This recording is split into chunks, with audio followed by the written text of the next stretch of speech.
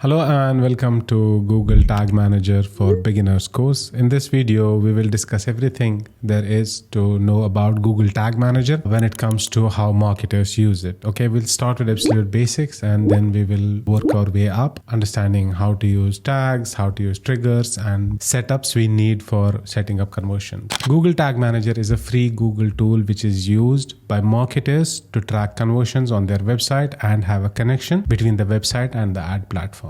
Colors. That's it.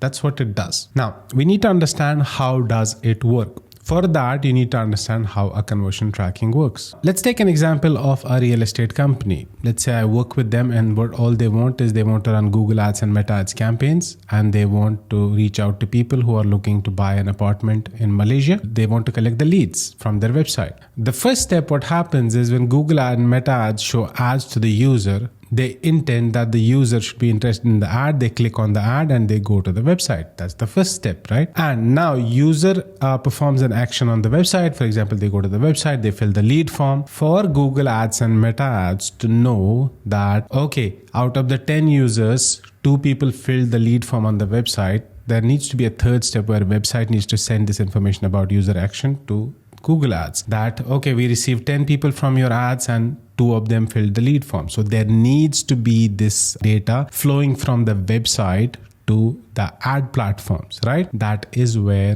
Google Tag Manager helps. Now, there are multiple ways it can be done and there are benefits and pros and cons of every option. So that is what we are going to discuss. When the website basically needs to send this information to Google Ads, they generally Google Ads and Meta Ads have a suite called Conversion Tracking Suite, where they basically give you a piece of code and they say, implement it on your website in such and such way. And you need to get that code from the ad platform, which is the conversion tracking code or pixels. You need to put it on your website.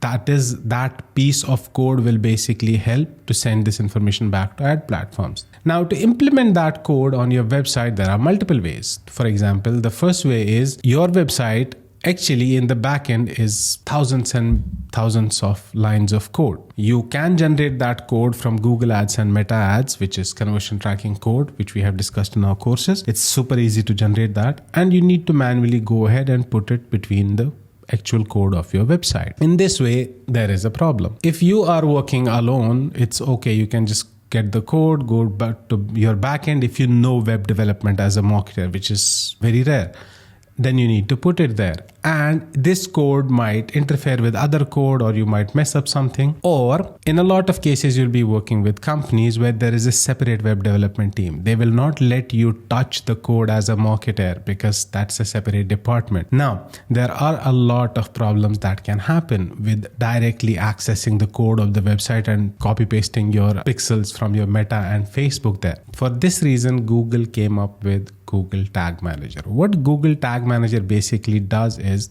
you generate a code from your Google Tag Manager only one time when you are setting it up. You give it to web developers and ask them to place it on the website once. Once they put it in the website code, what that code from Google Tag Manager does is basically it creates a container on the website backend. On the other side, Google Tag Manager UI can be accessed by the marketer and they can push anything. So for example, now marketer can come and put in their Google Ads and Facebook Ads codes in the UI and this will be pushed in the container that is pre-existing on the website. So basically web developers give you access to a container. It's called container actually. Google Tag Manager container on the website backend. And then using Tag Manager UI, you can push any codes there and remove any codes there and it will not mess up anything because this container works in async and it does not create problem with the rest of the code in most of the cases. So that is what basically the idea of Tag Manager is. I'll just try to repeat it because it's very important. Google Tag Manager is a Google tool which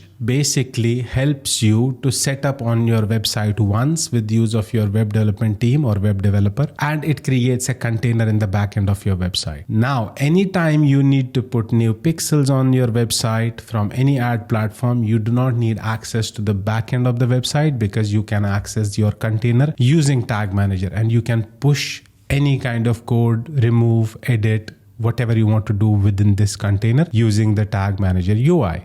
So to access Tag Manager, you have to go to tagmanager.google.com. In a lot of cases, you will always get access to an existing account because you start working with the client and they already have Google Tag Manager access. They will give you access, which is again straightforward, which can be done in admin.